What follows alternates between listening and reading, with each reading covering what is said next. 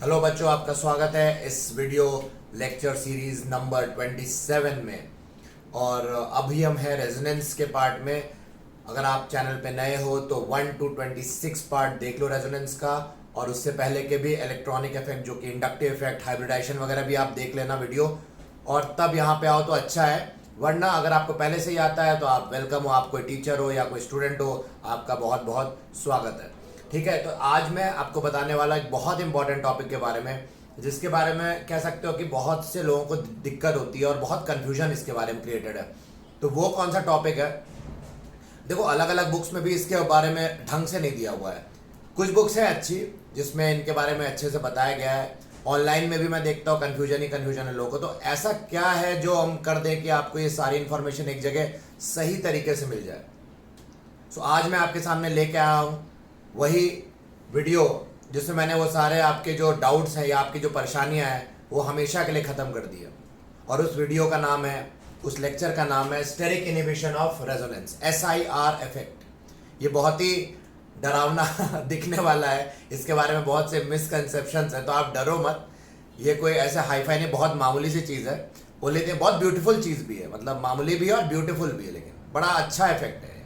और इसके कारण कुछ रेट्स, कुछ चीज़ों के बदल जाते हैं। तो अब हम उनके बारे में आज बात करेंगे, क्या होता है स्टेरिक इफेक्ट और उसके एप्लीकेशंस क्या है। देखो, एप्लीकेशन का जो वीडियो है मैं नेक्स्ट पार्ट में बनाने जा रहा हूँ। 28, 29, 30 पूरे एप्लीकेशन से ही भरे होंगे, तो आप उनको बाद में इसके बाद देख लेना। तो आज समझते हैं स्टेरिक इनहिबिशन ऑफ रेजोनेंस। ठीक है, स्टार्ट करने से पहले स्टेरिक हिंड्रेंस नामक एक शब्द होता है या स्टेरिक इफेक्ट, उसको समझना बहुत ज़रूरी है कि स्टेरिक हिंड्रेंस है क्या। तो देखो, स्टेरिक मतलब जो होता है वो होता है कि जो साइज या कन्फर्मर या किसी साइज से रिलेटेड हो, बल्कीनेस ऑफ द ग्रुप या उसके साइज के कारण जो बल्कीनेस आ रही है उसको स्टेरिक कहते हैं। तो मैंने यहाँ लिख रखा है steric is related to the bulkiness.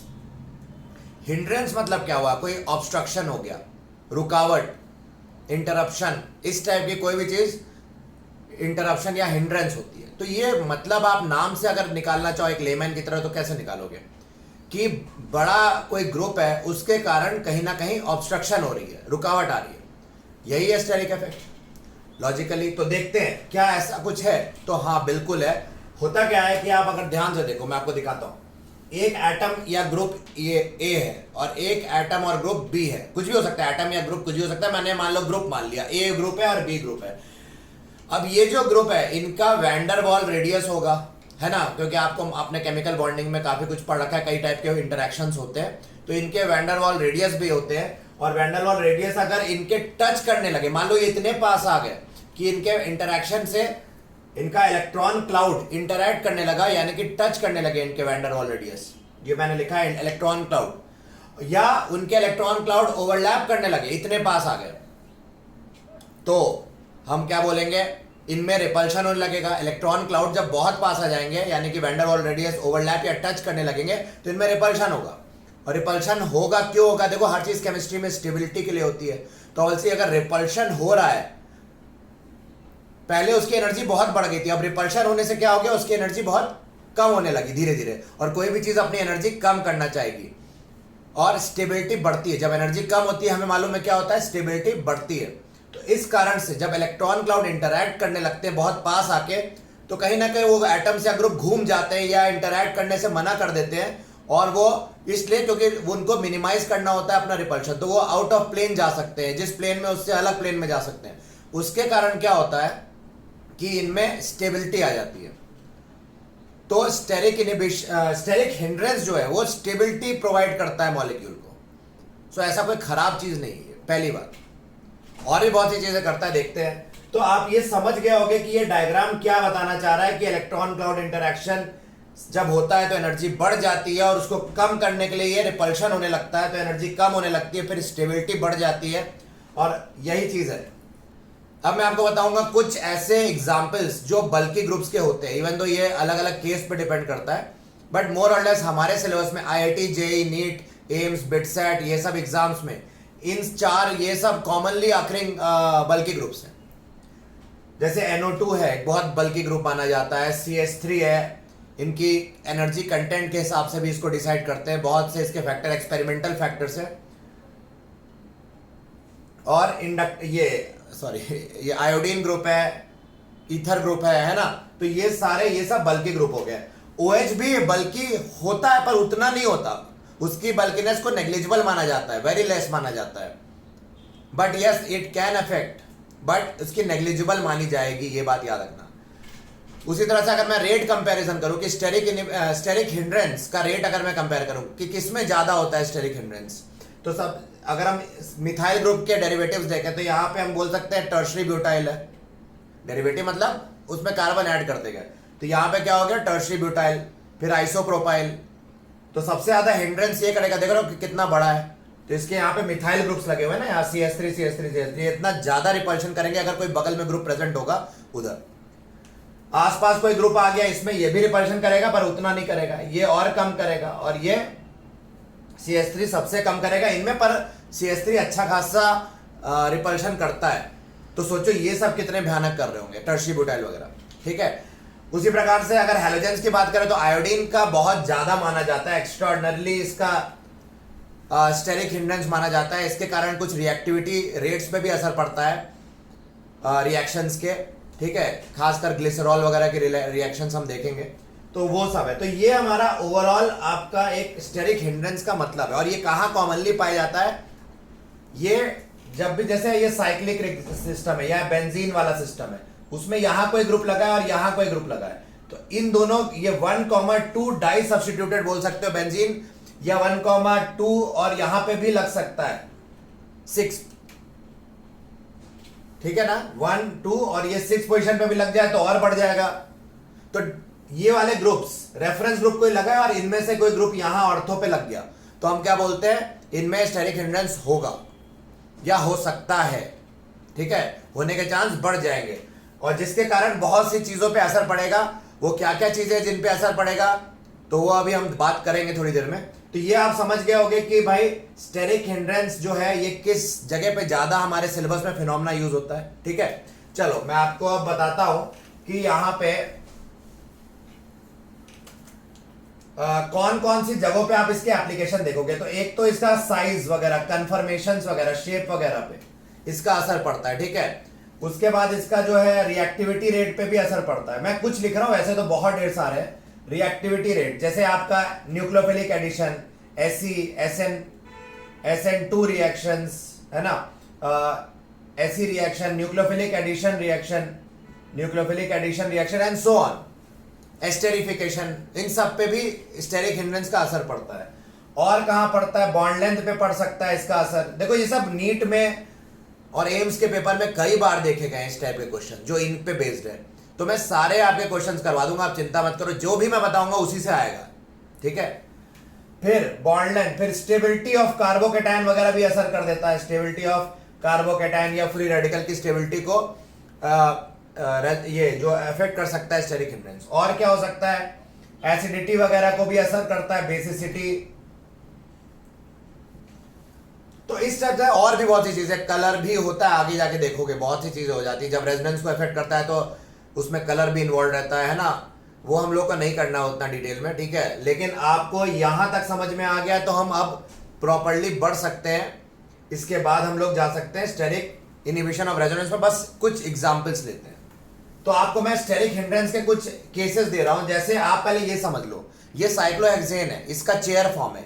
आपको मैं आगे पढ़ाने वाला आइसोमर पार्ट में कि साइक्लोहेक्सेन के कई कन्फर्मेशंस होते हैं, जिनमें से ये स्टेबल वाले हैं।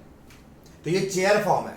चेयर फॉर्म या तो ऐसे होगा, देखो ये साइक्लोहेक्सेन का डायग्राम ऐसा, भाई ये 6 मेंबर रिंग साइक्लोहेक्सेन को असली में ये इस फॉर्म में एग्जिस्ट करता है स्टेबिलिटी के लिए, या इस तरह से भी कर सकता है, ये दोनों फॉर्म। तो यही दोनों मैंने यहां बनाया। और ये ए और ई क्या लिखा हुआ है, ए मतलब हो गया एक्सियल पोजीशन, जो पोजीशन मैंने मान, ये कोई यहाँ पे एटम हाइड्रोजन होगा या कोई भी एटम हो, बट इस पोजीशन पे कुछ भी होगा उसको बोलेंगे एक्सियल बॉन्ड है वो। ये इक्वेटोरियल बॉन्ड्स बोलते हैं इनको। तो एक्सियल है और ई मतलब इक्वेटोरियल। तो आप ये नोट कर लेना, ये ऐसा डायग्राम का है, ये इस डायग्राम का है। होता क्या है, स्टेबिलिटी के लिए कभी कभार ये अपने फॉर्म्स बदलते रहते हैं। क्यों बदलते हैं, क्योंकि इनमें भी स्टेरिक हिंड्रेंस हो सकता है, जिसको हम आगे जाके देखेंगे 1,3 डाई एक्सियल इंटरेक्शन बोलते हैं। उसमें अभी हम एक सवाल छोटा सा बता देते हैं, जबकि ये आप नोट करते जाना, ठीक है ना, सारी चीजें आप नोट कर लेना। और इसमें जैसे क्वेश्चन क्या आ सकता है, जैसे मैंने आप इसको ध्यान रखना, याद रखना एक बात की इक्वेटोरियल पोजीशन ज्यादा स्टेबल होते हैं एक्सियल पोजीशन से, और जो बल्की ग्रुप है, बड़ा ग्रुप, बल्की ग्रुप हमेशा इक्वेटोरियल पोजीशन ऑक्यूपाई करना चाहेगा। बल्की ग्रुप, मान लो दो ग्रुप है हमारे पास, CH3 है और एक हमारे पास CH3 टर्शरी ब्यूटाइल है, तो कौन सा ग्रुप इक्वेटोरियल ऑक्यूपाई करना चाहेगा? ये वाला। उस पे ये देखा गया है कि स्टेबिलिटी ज्यादा होती है, ठीक है। तो ये बात आप घोट लो कि more bulky group will try to acquire the equatorial position on cyclohexane chair conformation, ठीक है। तो चलो ये बात अगर आप समझ गए हो तो आपको एक क्वेश्चन देता हूं, ऐसा भी क्वेश्चन आता है, देखो जैसे ये दे दिया और यहां पे CH3 लगा दिया और यहां पे भी CH3 लगा दिया। अगर मैं नंबरिंग करूं तो 1 2 3, तो ये क्या हो गया, 1,3 पोजीशंस पे मिथाइल ग्रुप है और इनमें रिपल्शन होने लगता है, ये बहुत पास होते हैं तो इनमें डाइएक्सियल इंटरैक्शन होने लगता है, ठीक है। तो इसके कारण से कभी कभार इनकी स्टेबिलिटी थोड़ी सी कम हो जाती है और इक्विलिब्रियम शिफ्ट हो जाता है इस तरफ आगे की ओर, जहां पे के इक्विलिब्रियम जो है इधर की ओर चला, ग्रेटर देन 1 आप लोग देखे हो, अभी मैं आगे बताऊंगा उसके बारे में। और ये अपना शेप चेंज कर लेता है, ये इस तरह से करता है कि ये देखो ये एक्सियल पोजीशन पे, ये कौन सी पोजीशन पे, एक्सियल।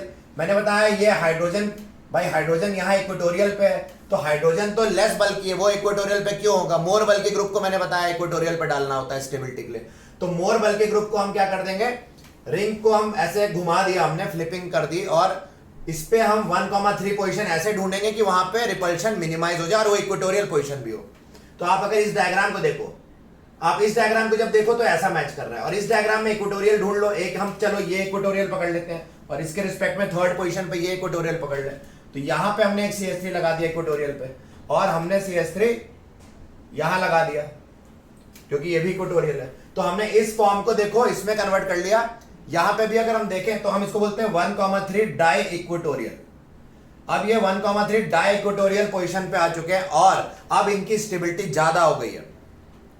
तो ये सब टाइप के आप देख सकते हो स्टेरिक हिंड्रेंस के कारण किस तरह से साइक्लोहेक्सेन के जो ग्रुप्स है उसमें भी किस तरह से असर पड़ता है। इसको हम बहुत डिटेल में अच्छे से करने वाले हैं, आप परेशान मत हो, मैं बस शॉर्ट में बता रहा हूं क्योंकि स्टेरिक हिंड्रेंस समझना जरूरी है स्टेरिक इनहिबिशन ऑफ रेजोनेंस समझने के लिए, ठीक है। तो ये समझ गए हो, ये भी मिटा देते हैं।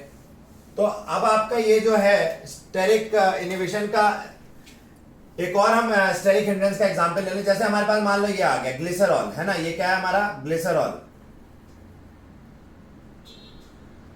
और ग्लिसरॉल की रिएक्शन हमें दे दी गई 3 मोल HI के साथ, है ना। और तो क्या होगा 3 HI, तो I, ये देखो ये अपने आप को यहां रिप्लेस कर लेंगे आयोडीन, ठीक है, यहां पे I रिप्लेस हो जाएंगे। और मैंने बताया क्योंकि I ग्रुप यहां लिखा था मैंने, काफी बल्की होता है, तो और ये एडजेसेंट है, ये विसिनल पोजीशन पे एक दूसरे के, तो इसका इलेक्ट्रॉन क्लाउड इसके इलेक्ट्रॉन क्लाउड के साथ इंटरैक्ट करने लगेगा और रिपल्शन होने लगेगा उनके बीच, और रिपल्शन के कारण ये बॉन्ड वीक हो जाएगा, ये बॉन्ड इधर से क्लीव होना चाहेगा, बोलेगा भाई मुझे निकलने दो, इंटरैक्शन रिपल्शन को मिनिमाइज करने के लिए। और ये क्या करेगा, ये इस तरह से अपना प्रोडक्ट बना लेगा। ये कॉमन क्वेश्चन है, नीट में आ भी चुका है, तो जो नीट के बच्चे हैं वो जानते हैं कि ये क्वेश्चन आ चुका है, ठीक है। तो यहां पे भी देखो ये जो ग्रुप निकला, क्यों निकले ये, क्योंकि बिकॉज ऑफ स्टेरिक हिंड्रेंस। यहां पे भी I और I के बीच में जो है इलेक्ट्रॉन क्लाउड रिपल्शन हुआ, इनके van der Waal radii overlap कर गए होंगे, जिसके कारण ये मिनिमाइज करना चाहते हैं अपने रिपल्शन को, तो ये बॉन्ड को छोड़ के निकल गए, बोले मुझे जाने दो, और आयोडीन गैस बन के उड़ गई होगी, हम बोल सकते हैं आयोडीन गैस उड़ गई होगी। तो ये एक एग्जाम्पल देख रहा हूं मैं, इस तरह से बहुत से मतलब केमिस्ट्री में भरे पड़े ऐसे आपको केसेस मिलेंगे जहां इंटरेक्शन हो सकता है। बट यही अगर मैंने कोई और यहां पे मैंने मान लो HF ले लिया होता, या सॉरी HCl ले लिया होता है, कुछ भी ले लिया होता, तो फिर ये उस तरह से नहीं निकलता, क्योंकि Cl का इलेक्ट्रॉन क्लाउड उतना नहीं होता है, ठीक है। तो आपसे पूछ सकते हैं रेट ऑफ रिएक्शन के ऊपर कि कौन जल्दी रिएक्ट करेगा, तो उस पर भी इस टाइप के सवाल बना लेते हैं, ठीक है। तो ये था मेरा वीडियो ऑन स्टेरिक हिंड्रेंस, ठीक है। अब आपको मैंने जैसे प्रॉमिस किया, मैं आपको स्टेरिक इनहिबिशन ऑफ रेजोनेंस बताने वाला हूं कि ये होता क्या है। तो जैसा मैंने बताया, ये डाई सब्स्टिट्यूटेड सिस्टम में ज्यादातर देखा गया, बेंजीन के या कोई भी साइक्लिक सिस्टम में डाई सब्स्टिट्यूट मतलब यहां कोई ग्रुप है और यहां कोई ग्रुप है और इन दोनों में इंटरेक्शन होने लगा, तो ये हो गया स्टेरिक अब देखो हो क्या रहा था, देखो पहले ये था बिफोर, ये बिफोर का केस है। पहले मान लो यहां कोई ग्रुप लगा हुआ है, ठीक है, ये अपना आराम से रेजोनेंस में बेंजीन रिंग के साथ ये क्या कर रहा है, मान लो रेजोनेंस हो रही है, आराम से रेजोनेंस हो रही थी। आपने यहां पे ऑर्थो पोजीशन पे क्या लगा दिया, इसके आपने कोई ग्रुप लगा दिया, कोई बल्कि ग्रुप, लेकिन याद रखना ये बी मतलब हो गया बल्कि ग्रुप। मान लो अब यहां पे जब बल्कि ग्रुप लगा दी, पहले ऐसा था, खुश था अपनी लाइफ में, रेजोनेंस बहुत ज्यादा था, यहां पे रेजोनेंस काफी था, और ये जब आपने लगा दिया तो इसका जो इलेक्ट्रॉन क्लाउड है बी का, वो इसके साथ इंटरेक्ट कर गया, और ये जो ए मान लो इसको, तो ए जो है वो इधर चला गया, रिपेल हो गया। रिपेल होना मतलब वो आउट ऑफ, या तो घूम गया, तो वो पूरा पूरा आउट ऑफ प्लेन चला गया। ये जो ए है ये आउट ऑफ प्लेन चला गया, यानी कि पहले ये मान लो ए था, ये ए था, ये पहले अच्छे से रेजोनेंस कर रहा था, और जब बी लगा दिया कोई बल्कि ग्रुप, तो ये आउट ऑफ प्लेन चला गया, बी के इलेक्ट्रॉन क्लाउड से रिपेल होके। तो जब हमें मालूम है रेजोनेंस की इंपॉर्टेंट कंडीशन क्या है कि प्लेनर होने चाहिए सारे ग्रुप्स जो अंडर ग्रो कर रहे हैं रेजोनेंस, बट यहां पे प्लेनरिटी लॉस हो रही है, प्लेन आउट ऑफ प्लेन जाने की वजह से, तो यहां रेजोनेंस खत्म हो जाएगी, इनहिबिट हो जाएगी। इनहिबिट मतलब खत्म हो जाना, रुक जाना। तो इनहिबिशन ऑफ रेजोनेंस, जो ये ग्रुप रेजोनेंस कर रहा था उसका इनहिबिशन हो गया, रोक दिया गया, किसके द्वारा, हिंड्रेंस के द्वारा, ठीक है, या स्टेरिक फैक्टर के द्वारा। तो स्टेरिक इनहिबिशन ऑफ रेजोनेंस का आप मतलब समझो, स्टेरिक फैक्टर के कारण यहां जो रेजोनेंस हो रहा था वो इनहिबिट हो गया, बिकॉज इसके इलेक्ट्रॉन क्लाउड ने इसको रिपेल कर दिया, इसके इलेक्ट्रॉन क्लाउड को, और ये आउट ऑफ प्लेन चला गया, और रेजोनेंस की कंडीशन फेल हो गई कि वो प्लेन के बाहर जाना मतलब नो रेजोनेंस, ये आपको मालूम है। तो ये कॉन्सेप्ट असली है स्टेरिक इनहिबिशन ऑफ रेजोनेंस का, मतलब रेजोनेंस का रुक जाना due to steric factor, simple, और कुछ नहीं है स्टेरिक इनहिबिशन ऑफ रेजोनेंस। हाँ, इसके एप्लीकेशंस हम देखेंगे, जो मैंने जैसे आपको बताया, रिएक्टिविटी पे, बॉन्ड लेंथ पे, डायपोल मोमेंट पे, बॉइलिंग पॉइंट, मेल्टिंग पॉइंट तक कोई इफेक्ट कर देता है, और ये बहुत से तमाम एप्लीकेशंस देखेंगे, न्यूक्लियोफिलिक एडिशन, एससी एस्टेरिफिकेशन वगैरह, एसिडिटी बेसिडिटी के भी सवाल लेंगे, और उसमें मैं आपको इसको जोड़ के दिखाऊंगा ऑर्थो एंड पैरा इफेक्ट से। ये बड़े फैंसी से नाम है, कोई डरावने मतलब फैंसी लगते हैं पर है नहीं कुछ ऐसा, बहुत आसान से है। तो आने वाले वीडियो में आपको मैं SIR के एप्लीकेशंस बताने वाला हूं, तो उम्मीद करता हूं आपको इस वीडियो में steric inhibition of resonance clearly समझ में आ गया होगा। तो चलो मित्रों, मिलते हैं हम लोग, कहां मिलते हैं बताओ, नेक्स्ट लेक्चर में, पार्ट 28। देखो गलती से मैंने एक लेक्चर में 26 पार्ट पे 25 बोल दिया था, तो ये उम्मीद करता हूं मैं सही बोल रहा हूं, पार्ट 27 है ये, और आने वाला जो नेक्स्ट पार्ट है उसमें 28 में मैं आपको एप्लीकेशन स्टार्ट कर दूंगा, और वो एप्लीकेशन 28, 29, 30 या 31 तक वीडियो तक वो खींच सकते हैं, तो आप रेडी रहना, ठीक है। चलो, उम्मीद करता हूं आपको ये लेक्चर पसंद आया होगा। Thank you so much for supporting, and आप इस वीडियो को शेयर करो, इस हमारी क्राइसिस में हम सबको, सारे स्टूडेंट्स तक ये वीडियो पहुंचाओ, उनकी हेल्प करो, उनको अच्छे से प्रिपेयर करने में हेल्प करो, और अपनी भी हेल्प करो, ठीक है। चलो, thank you so much, have a good day.